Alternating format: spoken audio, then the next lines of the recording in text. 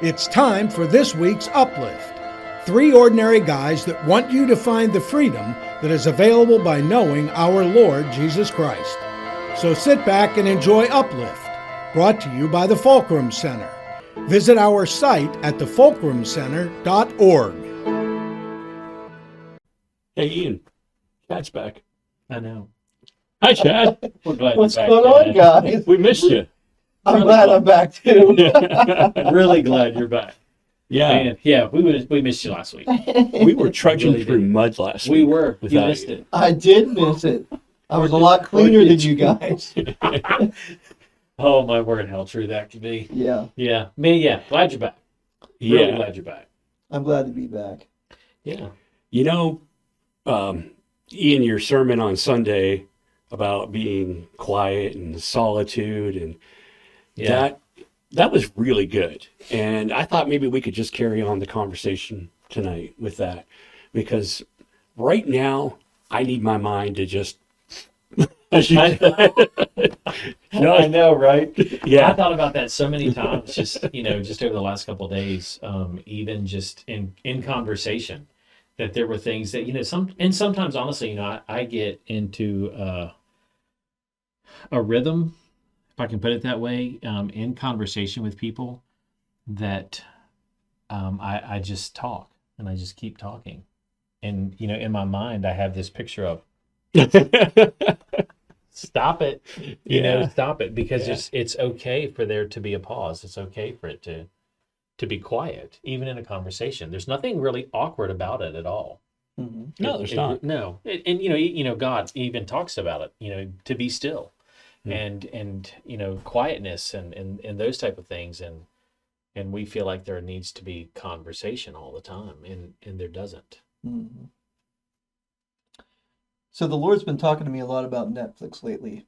Netflix. Yes. Okay. Really, I'm very interested to know. What Yeah, me too. he's thinking about. So this isn't condemning any of us who watch Netflix. But Okay. But it's like everything else. It's like our cell phones, it's like our social media and all that stuff. I mean, especially during the pandemic, you guys probably remember people talking about they were just, hey, what's the new series on Netflix? Yeah. And everybody was talking about all these new The series. Tiger King. Yeah, all this stuff. I mean, not that I watched. Yeah, I did. But it's not just about Netflix. Now the real truth's coming. I know, right? Yeah. Fill it right on the Yeah, table. Phil's just going to put it all out there. I told you I had to get it all out of my mind. Yeah. But the Lord's really been talking to me about Netflix, and it's like, it's just symbolic of all the things that we do: cell phones, social media, websites, Yeah. whatever it is that you do. Netflix, and there's all these shows and series and stuff on Netflix, and you know what it does? It distracts us from Him. Oh, it does. And it's all Absolutely. about, and not to say that there's not good stuff on Netflix. I'm sure there is. It's not about that. But what it is all those things are distracting us from Him, and whatever it is, and there's a million things that we do. But back to your point of silence, it's like, silence shouldn't be awkward, but it feels awkward, because it's like, if you don't have, we've been conditioned to have, all these different things come at us, you've got to have all these streaming apps because this show's on that streaming app and this show's on this app, and you got to have all this stuff. Oh, yeah. And are you on TikTok? Are you on Facebook? Are you on Twitter? Are you on all this stuff? Phil probably is. the real Phil Bliss at Twitter. Facebook. No. But all these things are almost, in a way, intentionally designed to pull us away from Him. Yeah. Very quietly, very nonchalantly pull us away from Him. And what I keep going back to is I've really took it over this conversation, haven't I? No, that's I'm fine. gonna Keep shut up in a going. minute. Wait, honey, you weren't here last week, so go ahead. I gotta make up for it. I'm enjoying this. Well, I It's helping me remember. quiet my mind. Okay, well, I'll fill it here. Okay. But I remember when I was a kid, Dad used to take us fishing. We had a boat, so Dad would take us fishing, and it was pretty quiet. We would talk, but it wouldn't be a lot. And we just fish, and it was very quiet and peaceful. You were on the lake, you were just out there doing your thing, fishing, admiring the beauty of everything around you out on the lake. It was great. I can't tell you the last time I've done that, because Yeah. you've got all these things, all this entertainment just pushing itself on you. Mm. And the world today is so much different than it was 30 years Yeah. ago. Oh, yeah. That's right. You just didn't have all that stuff pushing in on you. You didn't? No. And it nonchalantly, very slowly and quietly pulls us away from the Lord. Yeah, and it does, and then and our identity gets replaced by being busy. Mhm. And then it becomes, our conversations with our friends or whomever becomes this comparison about, oh, well, I'm busy. I did this and this and this, and I've got to run here, and I've got to go do this, and I've got to go do this. And then the reciprocating conversation is, well, well, I'm doing this and this and this and this. Mhm. And at points it can become this. We're talking about how busy we are, and God's just like, hey, how about just sitting, listening, quiet it, and let's just talk. And we've lost that, and we've become so comfortable with the busy or the pop-up notifications or and the pull that you were just talking about, Chad, that silence and quietness has become so uncomfortable. And out of Isaiah, I can't remember where it's in Isaiah, but I even have a picture in my house that it's etched on the bottom of the frame. It's got this picture of this old oak tree, those big crowning oaks that comes out. And it says, in quietness and trust is your strength. Mhm. In quietness is your strength. Because oftentimes for me, it's the more I do or the more I'm engaged with, then if I'm putting my hands to the plow all the time, then obviously I'm going to be strong enough to get XYZ done, whatever it is. And God's like, you know what? Just pull the reins back. And in quietness is the strength that we need that comes from the Lord to do the things that we need to be doing, the things we need to be about. Mm. Sitting here thinking, as you guys were talking, if someone's not used to that because of Netflix or social media or always have your hands on the plow, if they take time to be quiet, one of two things is going to happen. They're going to experience the Lord, or they're going to be full of anxiety because this is different. It's unknown. Yes. So God is waiting to engage, and the enemy's waiting to engage as well. Mm-hmm. So maybe we need to suggest to people before you enter into this silence, pray before you do for protection so that the enemy has no foothold in to induce anxiety, because it can cause, if you're not, anything that you're not used to and it change, and you, whether you force it on yourself or not, can cause anxiety to seep in. So it's a wonderful, beautiful thing. And yes, it's taught in the Bible. But if you've not done it, make sure you pray yourself up before you do. Oh, yeah. That's And awesome. it is a really good point. It's so practical. Just because, you're stepping into in being quiet or in being silent, you're stepping into something that God has clearly invited us into. Mm-hmm. Well, the enemy sees that happening. Mm-hmm. So Yeah. here it comes. Yeah. John 10:10, they seek to steal, kill, and destroy. Yeah. So they are waiting constantly to enter in however they can. Mm-hmm. And too, that's like on Sunday when we were talking about silence and the idea or the thought suggestion had come up about, when you get home, just take 1 minute Mm-hmm. and sit in your car, turn it off, turn the radio off, put your phone over to the side, just get rid of all of those things and just sit for a minute in the quiet. And it's almost like a practice run, Yeah, because of just what you were talking about, Phil. Right. There's, because you'll feel it. You'll feel the anxiety start to just come in on you.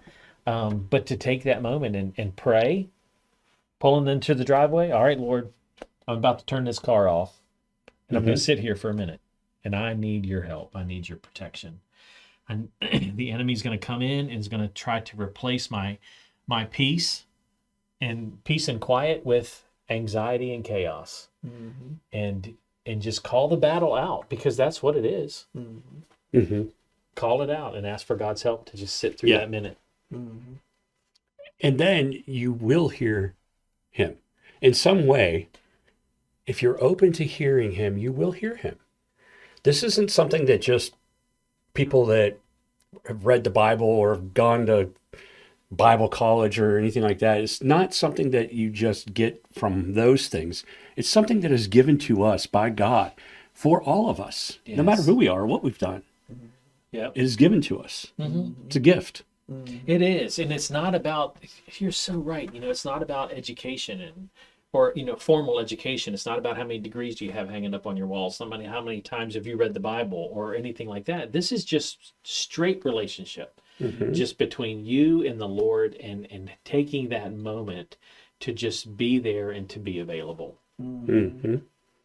Yeah, the example I keep thinking about, and I've talked about it before, is my great-grandmother, my mom's grandmother, raised, I think, 7 children. Sounds familiar. Yeah. It does. But just lived in a very small, old, quaint little house, like a 4-room house. Never had running water. Didn't understand why she needed electricity, but the kids wanted it. So they put electricity, and she had a radio and a television and a refrigerator. And she had no formal education. Went to school through whatever you went to school through in the 1920s. 4th grade or something, and she could do basic math and she could read. But, she was very much in tune with the Lord. Like, she had a powerful relationship with God. Right. And my cousin's a pastor in South Carolina, and he talks about her all the time, because we grew up in a rural area, and we all were up in each other's business all the time and hanging around together. But, we everybody congregated at great grandma's house. Yeah. We all the kids would ride their bikes and hang out and play in her yard, and that was kind of like the place we all hung out. And when I was young, I didn't really fully understand it, but I do now. She just had the relationship with God, no formal education.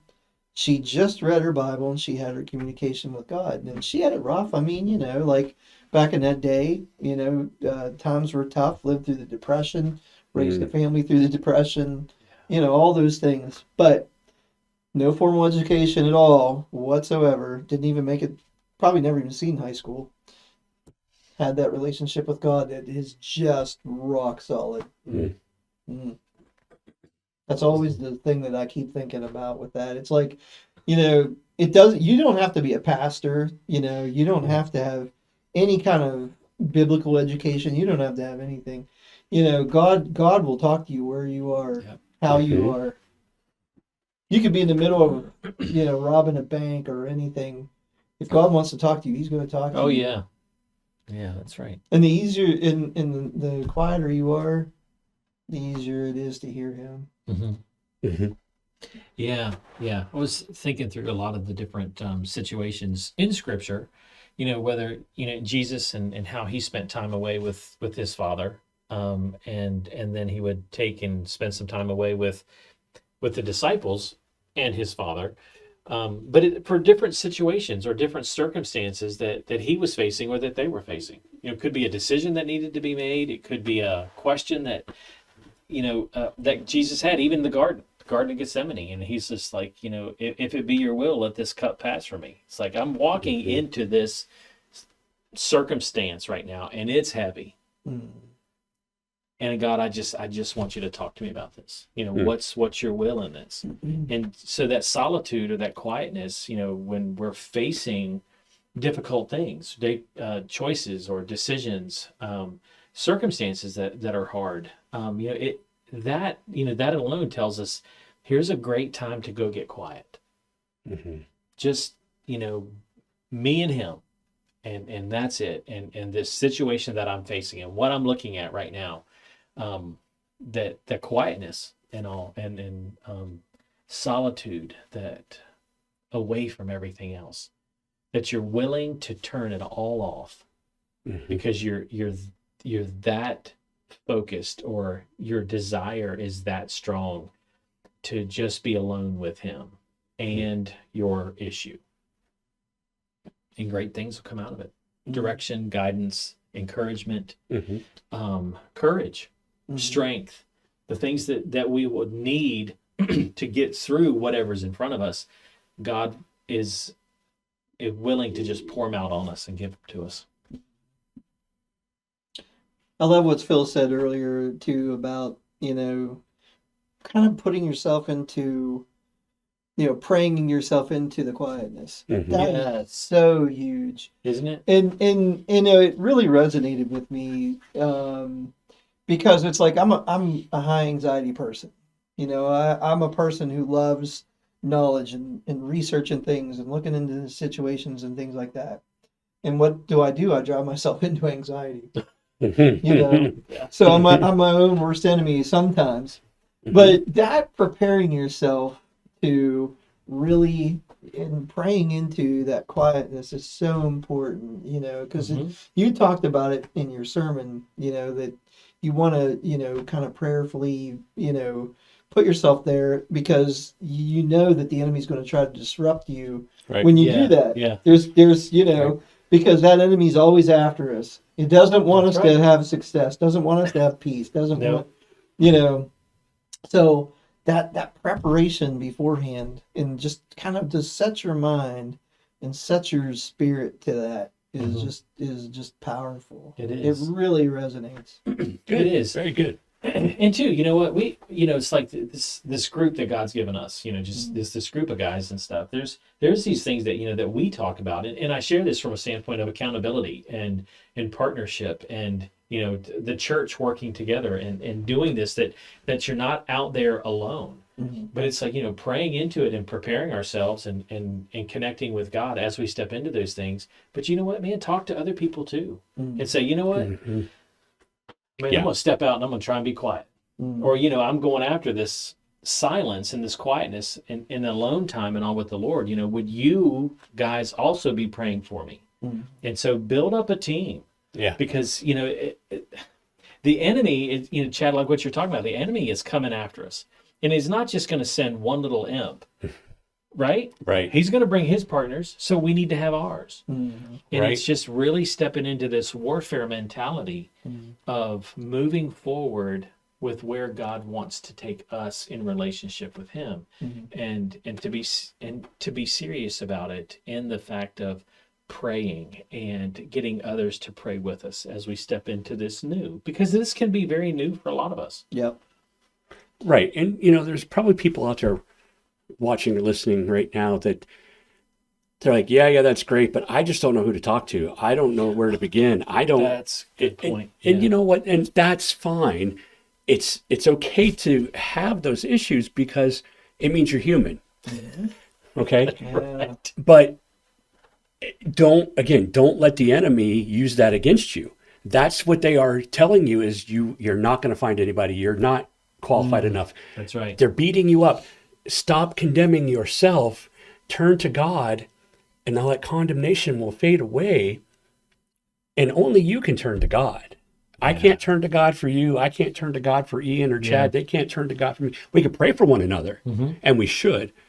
But we have to make that individual effort to turn to God to begin this whole process. Yeah. And then you can reach out and say, hey, would you mind praying for me? Or even, some people say, I'll give you positive thoughts. I don't like that term because it's shying away from saying the P word, prayer. But, but okay, if that's where you're comfortable right now, I'm not going to condemn you for that. Ask for that. But knowing if someone asks you for that, they're asking you to pray. Yeah. You know what I mean? Absolutely. Where do you start? So you brought that up. Where do you start? Where I started, I just started having conversations with him in the midst of trouble. Yeah. God walked me through this because, again, I am a high anxiety person and I swim really hard under the surface. So I'm talking to God like, man, just, and it's all in my mind mostly. And sometimes I pray out loud and sometimes I don't. But where you start, if you're new to this, you just start having conversations with him. God, like, I need your help. Show me wisdom here. Show me discernment. Show me guidance. What do I do? This doesn't have to be that difficult. You really just have those basic conversations, and then remember to thank him. So like Yeah. when he brings good things to you, or if you get an extra bonus, or if you come across whatever good in your life, if something good comes your way, remember to thank him, and just have those basic conversations. If you're having a rough day, be like, God, help me do this laundry. Help me, help me do whatever, like if you got kids and you're having trouble with your kids, pray, like, God, be my third hand here, or be my extra set of eyes, or whatever. Just help me get through these situations that I'm battling through today. And even the basic stuff, just the day-to-day stuff, that's where you start, just keep it simple. Right. And, he's there with us. And, because I feel like, we're going to, whether or not you're with God or not, you're going to have problems in your life. You're going to walk through problems in your life, whether you're with God or not. Right. I always feel like, if I'm going to go through these problems, I want God on my side. Right. Absolutely. It just, at that level, and, he won't let you down. You may not get your answer immediately. He may not help you in that immediate situation, but in his time and in his way, he'll come through. And back to the whole silence thing, we often miss it because we're looking for big things. We're looking for big God things because God's big, and it's the little things. Sometimes he works in just the tiniest little minute things, and we're so busy going 100 miles an hour because that's the end thing to do, is to be busy, busy, busy. And that's society has driven us that way. But we just blast right past those silent, quiet, little positive things that God's put for us, and we just don't recognize it. That's a big part of the world today. Yeah, and you can't give thanks for the things you don't see. Mm-hmm. And the one thing too that he's been talking to me about, I really have taken this conversation. It's fine. I'm really enjoying this. I need to practice some. No, this is good. I am glad you're talking because I am being fed. Well, the other thing God's been talking to me about, all this busyness and all this massive information that comes at us every day in the world, is it's a sharpening process for us. It's a sharpening of our discernment and in our understanding and seeing what's good and what's not. It's a sharpening process. Imagine yourself as the edge of a knife. And how do you sharpen the edge of a knife? You rub it across the sharpening stone. Yeah. And that's what this is. And the thing about it is we find it stressful. All these different things come at us, these news reports and social media and all this stuff. It's a stressful thing, but God's using it for good because he's going to make us sharp. Mm-hmm. He absolutely is. And he's doing it with a lot of people, because a lot of people are like, man, I just feel heavy with all this stuff coming at me. There's all this information, and a lot of it's junk and some of it's good, but how do you know? We're all walking through, in this moment in time, a very sharpening process. And it's something that is as stressful as it is. It's also equally good for us because it's preparing us for our futures. That's good. That's good. That's really good. Yeah. It's I can confirm that. Mm-hmm. Absolutely. It's our perspective. Yes. We can get buried in it and just be like, man, this is just overwhelming and this is heavy, and it is. But we can also go to God and be like, God, just help me make this process easier. That's right. Like really walk through me with this process and just teach me what you want me to know. Mm-hmm. Yeah. I want to give up my resistance. Like just walk me through this. Show me what you want me to know. Yeah. And that won't always come quick. No. Because we tend to learn things by walking through storylines, that he provides us. Yeah. And sometimes we learn best that way, and that's okay. Mm-hmm. But yeah, it's just you got to have the perspective of, you're going through a difficult thing, and praying through that and saying, God, just get me to the other side. Walk me through to that other side and provide me what you want me to know. Mm-hmm. Open my eyes and be silent so you can hear what he's saying. Yeah. That's really good. You know, Chad, and what you're sharing, it just really, I just want to tell you, it's very encouraging. You know, what you've shared is that transitional perspective from all of this is crushing down on me to a reason of why and how it can be used for my future and what God is really doing in it. And you said this a few times, that God is walking us through it. That means that we're not alone. Mm-hmm. That all of this that's coming down on us isn't on our shoulders. Mm-hmm. It's on his, as he's walking us through this, and he's teaching us and he's training us, preparing us for our next. Mm-hmm. Everybody's next step is different. Mm-hmm. So for our next, and he really is walking us through, and he's refining us, and he's sharpening our edges, and he is detailing our gifts for what is coming. And I got to tell you, man, that is encouraging to me. That really is uplifting. Yeah, you know, it is, because it can be crushing, can it? Oh yeah. I mean, in everybody, Absolutely. All of us are feeling it at some point, but to have that perspective, it shifts everything, and it knocks the weapons out of the enemy's hands, because now we know what God is doing and why he's doing it, and that he's with us through it, and just because he loves us that much. I like that. Knocks the enemy's hands, or knocks the enemy's weapons right out of its hands. It really does, doesn't it? Yeah. That makes so much sense when you say that. Mm-hmm. Now, Phil, I'm going to ask you a question, because God's leading me to tell you guys something else that's really mind-blowing to me. Probably not to you guys, but to me. The faith of a mustard seed. Yes. Okay. And you know that Phil's like the Bible expert. Absolutely. He can tell you what verse and whatever. It's in the Gospels. Okay. The faith of a mustard seed. Now, let's think about this. We're talking about things being heavy and the sharpening and all that. Yes. Think about it. When you plant a mustard seed, it forces its way up through the soil. The faith of a mustard seed. It's that sharpening process of things being heavy, and God bringing us up up through that heaviness. I'm telling you, it's powerful. That's awesome. It's powerful. That's an amazing picture. Yeah, it is. That's kind of where we are in this moment. There's so much heavy coming down on us. Mm-hmm. We have that faith that he talks about, and God speaks to us in very agricultural, natural way. Yeah. You know, when you read the Bible, what he built, what he created. Yes. It's seasonal. You know, God's not going to just. You know, he can, but a lot of times he just works with us in that growing season. Yeah. Mm-hmm. You know, he plants seeds. We hear a lot about planting seeds, all that. But man, I'm telling you, there's something to it. The faith of a mustard seed, just pushing up through all this heavy soil and growing into a strong plant. I'm telling you. Darts in the darkness and the feeling like you could be suffocated, like if you were buried. Mm-hmm. Yeah. But you push up through. God pushes it up through, makes it happen. Yep.